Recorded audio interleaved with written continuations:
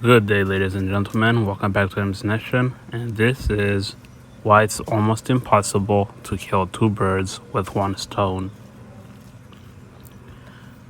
While the term kill two birds with one stone is nothing more than a mere phrase in a hypothetical sense, we sometimes find ourselves questioning what the reality of that feat would be like.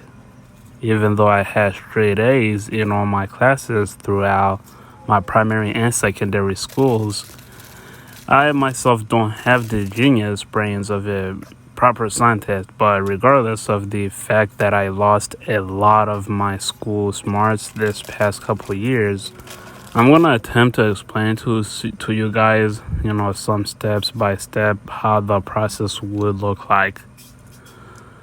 So in life, there are many things that happen to us visually and physically. There are many forces of nature invisible to the eye, but a specific kind that I would like to talk about today is something that is known worldwide, certainly by the infamous late Isaac Newton. It is a force of nature named after him as Isaac's second law of motion. It states that any action has an equal and opposite reaction. For example, using the phrase I mentioned earlier, killing two birds with one stone, in a literal sense, for example, take an average blue jay. It's a beautiful, colorful bird. It grows 12 inches in length and weighs in at 3.8 ounces, easily 1/3 of a pound. A rock of the same size might do the work, but maybe a bit too well, it would simply crush it, given the instance that you made a perfect connection. Just because, in common sense, a rock the same size outweighs it by more, but that would also depend on how strong you are and how capable you are to throw such a rock. Other things go into the equation, such as the distance the rock has to travel to meet the bird. Given that all occasions are perfect, there would be one more famous force you'd have to put into consideration, which is gravity. Depending on how much force to use to throw the rock, right from the moment the rock leaves your hand, gravity and friction drag would instantly be the first forces to act on the rock. Other things like the shape of the rock and what angle you throw it on matters as well. The moment a rock leaves your hand, it'll instantly start losing speed to friction, because the further the rock goes is the slower it gets. Let's say that the rock happens to weigh the same as the bird. It would be very light and effective. Now, several things could happen once it makes contact with the first bird. It could move the bird for a bit, but because they have the same mass, the rock leaves your hands at tremendous speeds. The bird would, or the bird could wait. The bird could die from the blow, or they could end up canceling each other out. The bird could survive the blow but fly away in process.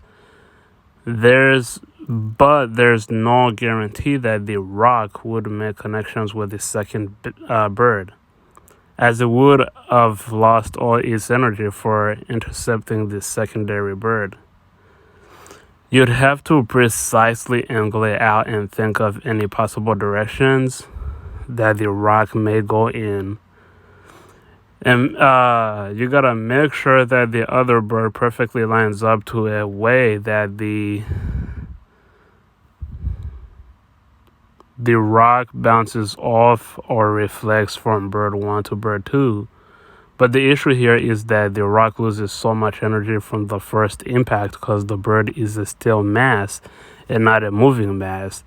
Therefore, by the time it reaches bird 2, it would only be enough to hurt it but not kill it, allowing it to fly away. If you want the rock to work, you'd have to shoot it from something that has more force behind it. The pure speed and force upon impact would be enough to kill the first bird, and if the angle is right, you'd manage to kill the second one as well.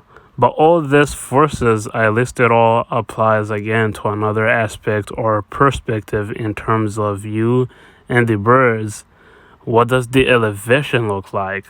If the birds were up in a tall tree, speed still will be affected by the same.